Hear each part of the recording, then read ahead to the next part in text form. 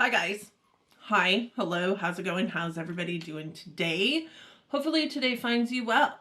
Today I am doing my next video in my palette roulette series in which I review a palette that is in my collection that might also be in your collection. I come out here, I show you the eye looks I was able to create. We do some swatches and I talk about all the things, the good, the bad, the ugly with the palette, and I hope that you're here for it. I love doing these. I have 240-ish videos in my palette roulette series, and many of those include more than one palette. So I've reviewed somewhere around 400 palettes at this point. And I love doing it. Love getting more familiar with the palettes in my collection, which is why I started it initially. If that sounds like something you're interested in watching, please keep on watching. Today we're going to review my very first MAC eyeshadow palette, let alone first dabble in MAC eyeshadows. So I hope that you're here for it. For those of you new here, hi, my name is Donna. I'm a lover of all things high-end, colorful beauty and self-care. Ultimately, this is my self-care. I enjoy coming out here and talking to you guys about all the things beauty, everything coming into my collection, leaving my collection, and just brutal honesty on how I feel about the things in my own humble opinion. So I hope that you're here for it. I hope that you enjoy it, and I hope that at the end of this video or somewhere in the middle or even at the beginning you determine that you want me in your life and you'll want to subscribe before you go. I'm trying to hit 2K this year and really just plugging along. We're doing it really great. I do have a giveaway going on currently on my channel, so I implore you, please, I'll link it up in the cards, go watch that video. You do have to be a subscriber to my channel in order to enter, but it's a super awesome giveaway, so do it every year on my channel for my birthday and my YouTube anniversary, and I hope that you get entered. So with that said, let's jump in to this video where I'm going to be reviewing this MAC Connect and Color HiFi color eyeshadow palette. All right, so here we are, and I am wearing a red lipstick. It's the first time I've worn red lipstick in forever, and to be honest, I feel like I look crazy with red lipstick on, but it is what it is. Okay, so today we are going to be reviewing the MAC Connect in Color HiFi color eyeshadow palette. And it comes in this beautiful box that kind of mimics the beautiful artwork on the palette. I think it is stunning. And of course, because I am who I am, this palette has been screaming my name for so very long. I don't know why I waited until I didn't work at Ulta Beauty anymore to purchase the palette, but I did get it with points in my last point spend. So I didn't actually physically pay for it, but it's still a palette that I could have gotten a heavy discount on and use points, but we didn't do that. We didn't opt for that option. This is what the palette looks like. It is beautiful. It's got a lot of great artwork on it. It looks like very, I don't know, new age-ish or very like from the future. The back of it looks like this. So it's got a QR code on here that you can screenshot, and it does state on the box that when you screenshot it, it does take the information about the device you're using and blah, blah, blah, right? I mean, it's going to store your information, so don't scan it if you don't want to scan it, but it does, if you scan it, give you ideas on how to use and the full ingredient list. We do have the shades listed here and then just some information about the palette. It doesn't have a cruelty-free symbol on it, and it doesn't have a vegan symbol on it, and it is called an eyeshadow palette, so you know they're not cruelty-free and vegan. MAC doesn't claim to animal test. As a matter of fact, they say that they don't have an animal testing facility for their stuff, but they do still sell in countries that require certain animal testing in order to sell, which means that they will never have a certification stating that they are cruelty-free, because they still allow for testing to be done on their eyeshadows in order to make a buck. That said, they are a brand that is in partnership with the, what's it called? Institute for In Vitro Sciences in promotion of non-animal testing ways for makeup. So I think that that is something to be proud of. I mean, they are, you know, in partnership with the Journey to steer away from animal testing, but they still allow it. So for all of my cruelty-free makeup friends out there who only buy cruelty-free, MAC is not the brand for you, and I'm sure that you know that since you've been on this journey. They are also not vegan. Their products do contain lanolin, beeswax, silk, etc. So if you are interested in vegan and cruelty-free, that's not going to be what you get from MAC. We have this beautiful kind of like new age-ish, more like elevated, maybe futuristic kind of palette here. It is rather girthy. It's 100% plastic, but it's really girthy plastic. It's kind of got a bubble layer on it. This looks like it's an acrylic overcoat of the artwork underneath, and it just says MAC across the top. It's very flush with the packaging, so it's not bubbled up. You can't like feel it. If you were challenged from a sight perspective, you wouldn't be able to feel that this was the MAC eyeshadow palette. And this is what the inside looks like. It does have a really girthy mirror on it. I very rarely use these mirrors, so I don't take off the cover, but this is the color Story. Very hi-fi is what it is called. They're very vivid shades. There are 12 of them. This does cost $56, and you get 0.43 ounces of product, or 0.04 ounces per pan. I think that that's a pretty generalized number, right? That is going to be about the average of what you're going to receive in most palettes. This palette does not stand up on its own. It is hinged. It does have a clasp. It's not magnetic. The pans of eyeshadow inside of it, I don't feel like are magnetic. I wasn't able to like get kind of a magnetic draw out of it with my magnet, so there's that. This is supposed to be, per the MAC website, a Technicolor palette with one swipe pigment.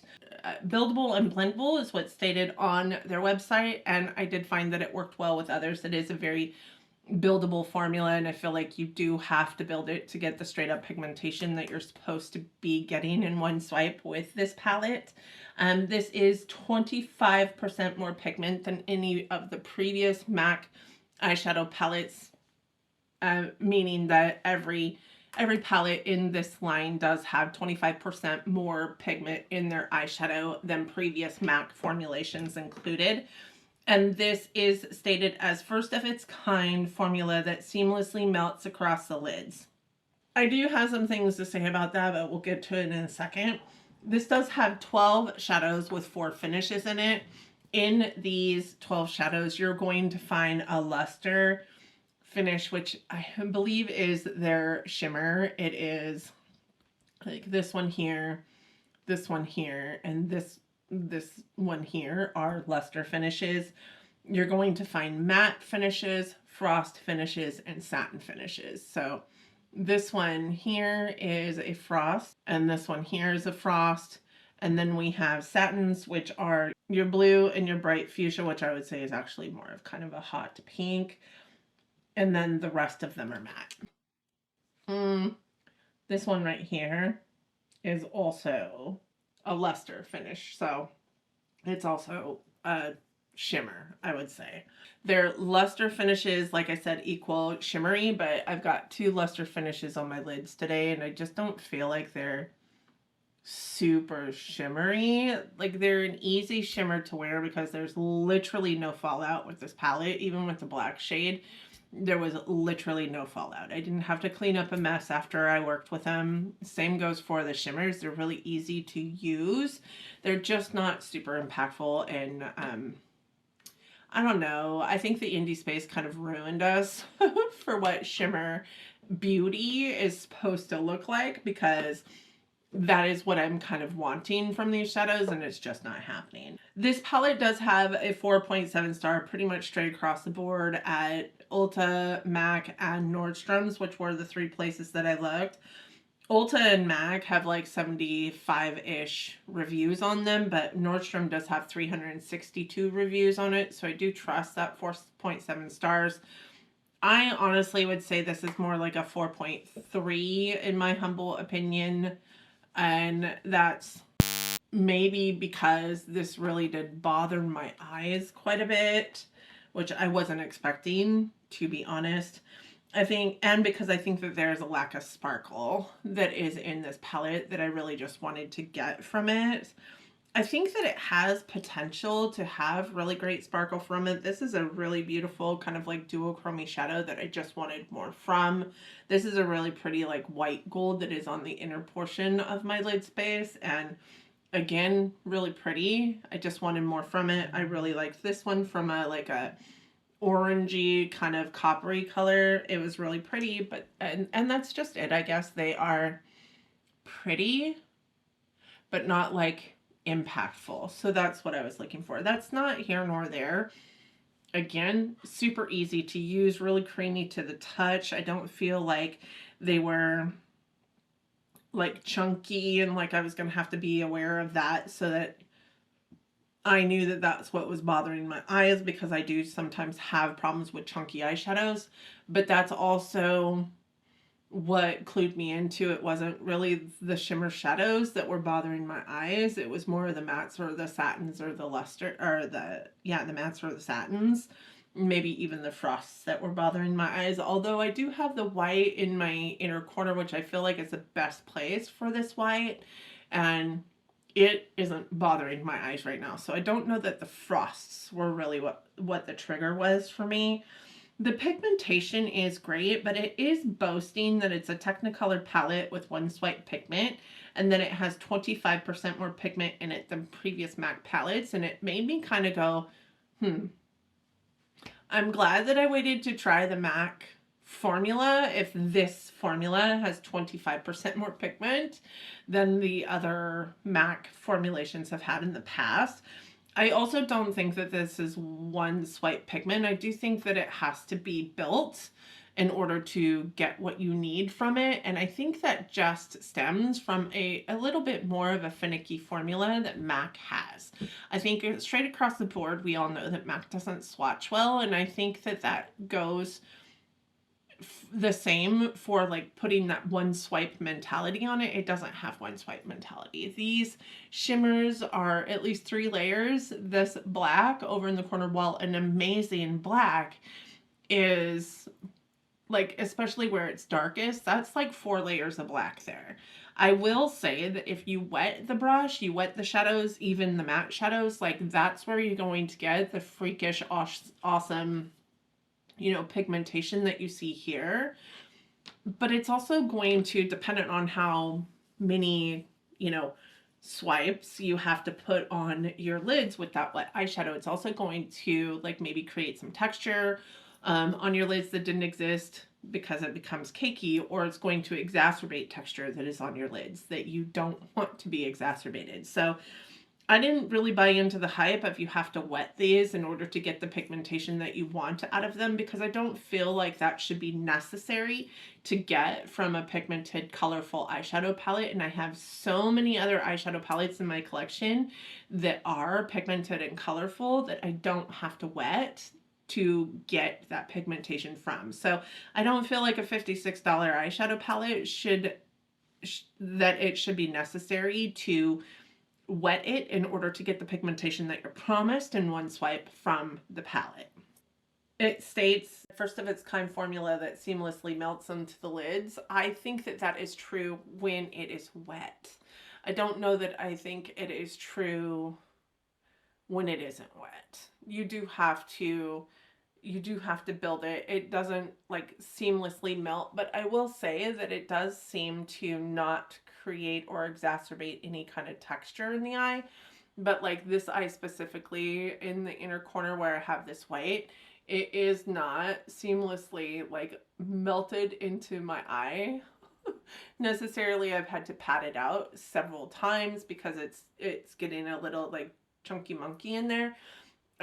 Because that is kind of the creepier spots on my eyes, right? I'm 49 years old and I have aging eyes. So I don't 100% agree with that, but I do think that it's an easy formula to use. I also don't really feel like this is a super cohesive like color story, and I think that that was the point of the palette, right? Yes, but I also don't think that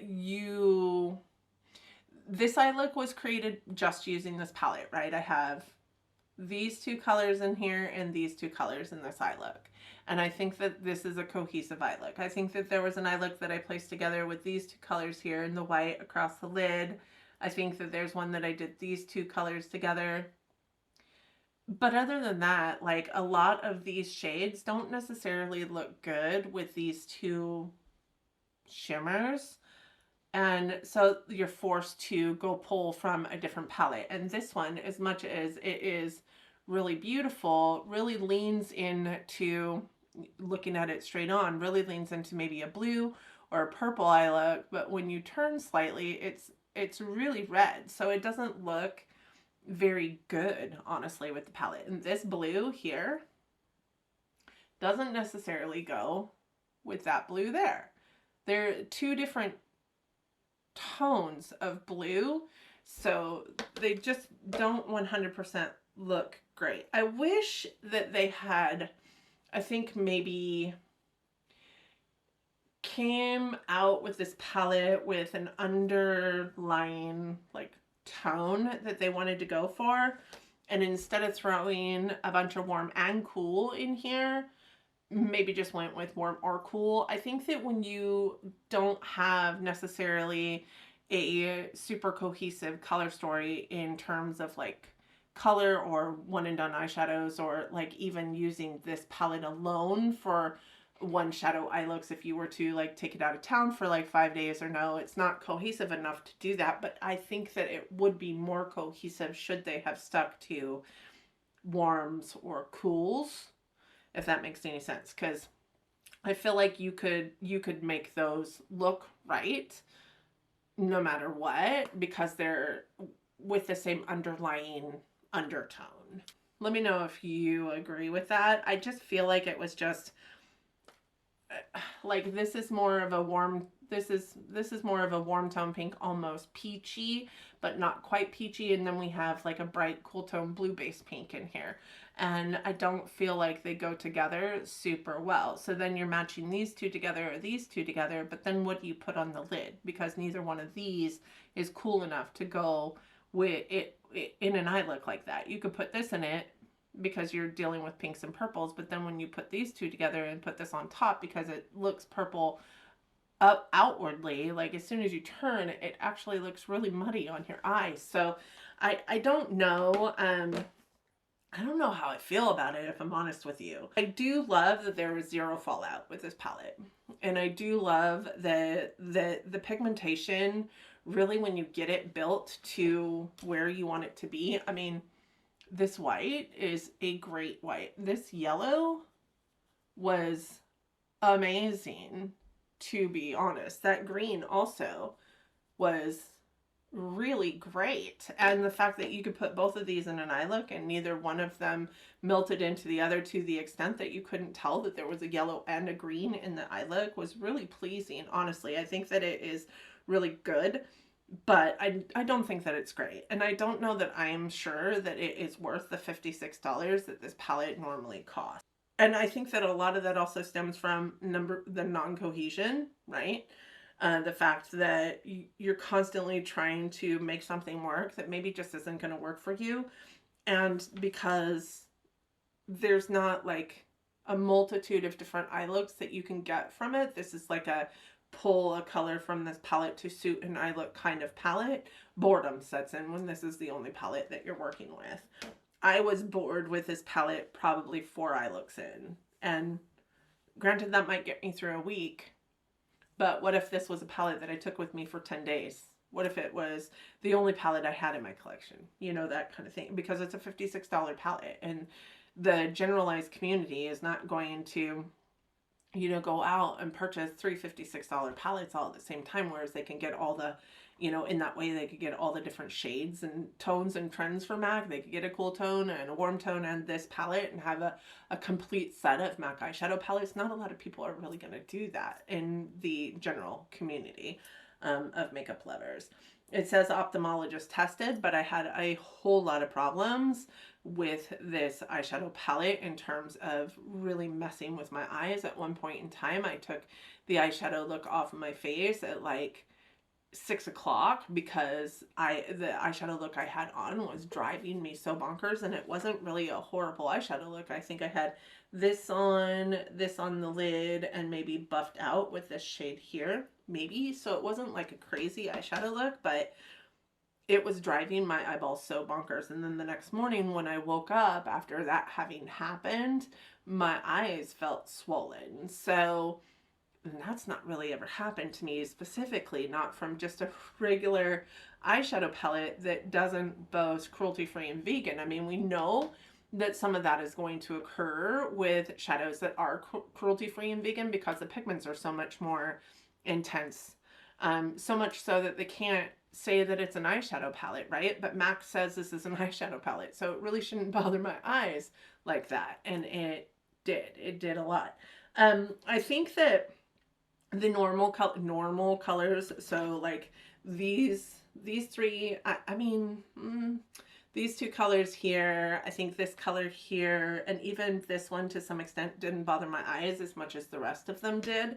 But that's kind of why I'm coming to you with this like plain Jane eyeshadow look on my face today, because number one, I have a lot of videos to film and I can't afford for my eyes to be itching out of my head, but also I just didn't love the way my eyes felt after wearing this palette almost every single time I wore this palette. It is a lot more muted than it is vivid. The swatches are terrible, but that's not how it performs on your eyes, and I hear that that's just pretty much how MAC is in a nutshell. So when we do swatches, don't think that swatches are the true T representation of what this palette can do, because I do think it is quite a bit better than the swatches are telling the story about, but I just also don't think that this is nearly as vivid as it was boasted to be. I think it leans more along this like muted kind of thought process, which is interesting because this isn't vivid in my humble opinion, and that's kind of what I get from the palette as well. And we always like for the outside of the palette to kind of match what's inside the palette. This is actually what I think you're going to get from this palette in a nutshell. The wear time on it was approximately 7 hours with or without a primer. I don't feel like a primer interrupted or assisted in its wear time at all. I feel like it bothered my eyes at the same time, regardless of whether I was wearing a primer or not, and kind of started to fade and look not as desirable at that same point in time, regardless of whether I was wearing a primer or not. So that said, I do think that it's a decent eyeshadow palette. It did bother my eyes, but I have super sensitive eyes, so if you don't have sensitive eyes, it may not bother your eyes. It's not cruelty-free. It's not vegan. It is listed as an eyeshadow palette, so you should be able to wear it on your eyes without any problems. It does have a little bit of staining with certain colors, like the blue stains just a little bit, but that's really the only one that I experienced a whole lot of staining with. And yeah, I mean, if you what every single shade in here, it's going to be more impactful and more, I think, like true to tone. I think the most disappointing shade for me, honestly, was this one here, which I thought just looked stunning in the pan. It's kind of got this like dual chrome nature to it, but it performs more like a topper. And I think that the best, honestly, was the yellow in this palette. It is a stunning yellow. I also really like the white, but the white is a frost, and I could do without the frost shades in palettes. I hate frost shades because you can't really see that they're frosty until you put it on.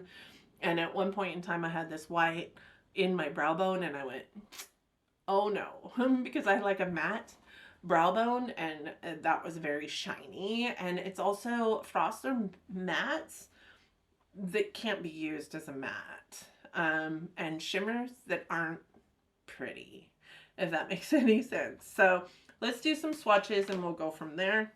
I'm just going to go across, and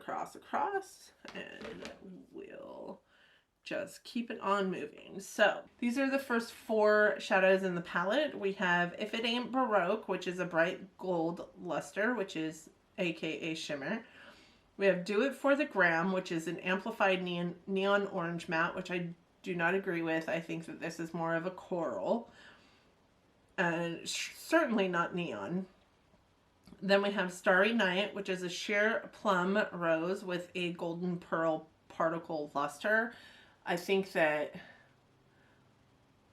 you can see the like plumminess of it at top, but like you turn and all you see is like the rosiness of it. I don't know that I see golden luster in here. I see like purple luster in there. And then we have My Kid Can Make That, which is a vivid lime green matte. And these are the swatches of those shadows. Now this is calling me a liar because those actually swatched really, really well. And you can see this is a beautiful shade combination, would also make a beautiful eye look, but can you see the like duochrominess in this? I think it looks head on really good with the purple from the side, like really good with the pinks, but it's also darker. I don't know, it's just a weird duochrome and it's hard to use, honestly, but it's so pretty on its own, so that's how I would suggest to wear it, is on its own. Next set, second row, we have Carbon, which is a black matte, really great black matte, honestly. And then we have Gallerina, which is a shimmery metallic turquoise luster. Then we have Darkroom, which is a frosty metallic purple frost. And then we have Fuchsia So Bright, which is a bright fuchsia satin, which I would say is more of a hot pink. And then those are the swatches. I mean, that black, such a great black. Last row are these 4 here. This is definitely calling me a liar because when I swatched them initially, like, this is not what they looked like on, well, I guess finger touches to them, like finger dips in. They're really, really pigmented and beautiful, but swatching them out, I guess that is a little less desirable than what you're seeing here. So we have Chrome Yellow, which is a vivid bright yellow matte. Then we have It's Designer, which is a metallic orange bronze. And we have White Frost, which is a bright white frost. And then we have Triennial Wave, which is a cool bright blue satin. And I think that this cool bright blue satin feels like a matte more than it does a satin. Has kind of that dryness to it. There's the yellow. And there is all the swatches. Again, I don't know that I think that it's a horrible palette. I guess I'm in this place where I'm like, I don't understand the hype. I don't know why everybody is like, MAC eyeshadows, MAC eyeshadows. If this is what MAC eyeshadows perform like as the better formulation, man, I'm not sure I would have liked MAC eyeshadows in the past. That said, I do think that a lot of the reason why I feel the way I do about this palette could be summed up in maybe just purchasing one of these palettes in a different color story.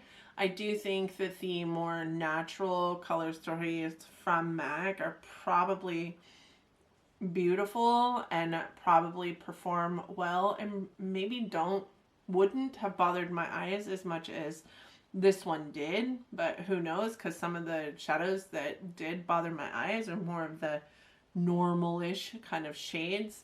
So I don't know how I feel about this, honestly. Would I repurchase it? Probably not, honestly, knowing what I know now. If this left my collection, I mean, if we were playing a repurchase or not kind of video right now, I don't think that I'd repurchase this. There wasn't anything stand out enough about this palette for me to think that I couldn't live without it. Yeah, and also the one shade in here that I really wanted to be amazing just wasn't that amazing from a duochrome perspective. I remember people talking about MAC Blue Brown for a lifetime, I swear, when I first came onto YouTube. And I feel like this one was maybe supposed to be kind of a blue-brown-esque, only like, I don't know, it could be blue-brown, who knows. But I just don't think that there's something that you need to have in your collection. But it's totally up to you. You do you, boo. You buy what you think that you want to buy. But this would not... I'm not disappointed. I don't know. Maybe I am disappointed.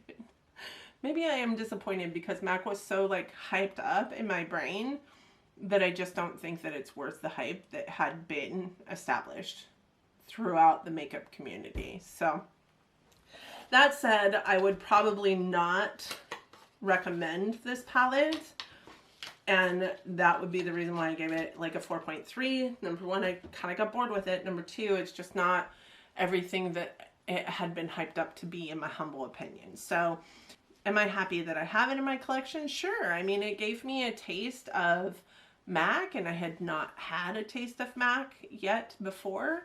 So I'm happy to have tried MAC, but it doesn't inspire me to purchase more because I know that, I mean, if I'm going to be 100% honest with you, I get more pigmentation and an easier eyeshadow application from a Morphe eyeshadow palette. And those are so inexpensive and also not from a brand that I wholeheartedly stand behind. So I would not repurchase a MAC eyeshadow palette. I just don't feel like the hype is well deserved, and I feel like maybe that's a me thing, but let me know how you guys feel down in the comment section. I think that you guys will also see from the fact that I have so few pictures that are from my time with this palette that you'll probably just in that realize that it just wasn't all that I thought it was when I purchased it. So with that, I'm going to go pick my new eyeshadow palette. I will be right back. Okay, so I kind of feel like I want just easy peasy time, and I want to have something fun and something that I know that I can use and feel creative with. I kind of wanted to bring in the color or the Cosmic Beauty Cool Trolls palette from my drawer of shame, but I also kind of want to wait until December for that palette because I feel like that's a good palette to end the year on. It feels like a December kind of palette to me, so I am... Maybe I could do both of them actually. Let me, do I want to do both of them? No, because then it'll take me forever. And I kind of just want to get through some palettes. I am going to bring in the Lunar Beauty Moonspell Volume 2. This was sent to me in friend mail from my girl Kim at Teacher Loves Beauty, and I have been itching to get it on my face since it was brought in. I think I got it in the mail right before or right shortly after I had pulled the MAC palette into this palette roulette. So I am excited to use this. It's got some really beautiful tones in it. It's all like purples and reds, and I think that it will truly fit this like transition time into fall ish. It's got a lot of purples in it, and I don't really necessarily think it looks wholeheartedly fall, but I do think it looks kind of witchy and like Halloween-esque. So I think it fits into the season. So I am going to bring this in. I think that it is going to help me create a lot of beautiful eye looks over the next several weeks. We will likely go over this one, you know, probably right before or right after Halloween. That's how long I'll be with it. It is, you know, 20 pounds of eyeshadow. I think it'll keep me busy for a while. And I love the Lunar Beauty formula, and these colors speak to my soul. So this is the eyeshadow palette that we're going to be reviewing next time. I hope that you guys are here for it. I hope that you like this video enough that you will want to subscribe, stick around, and watch the next one that comes out. Please let me know how you guys feel about the MAC Connect and Color HiFi review, and please let me know how you guys feel about this palette. And I'm so excited to have this palette in my collection. Could not thank Kim enough. And yeah, Thank you guys so much for joining me today. I hope that you and yours are well. I hope that you are all safe and healthy and getting along as best that you can. I hope that you're all loving each other, being kind humans, and living your best life. And until next time, bye friends.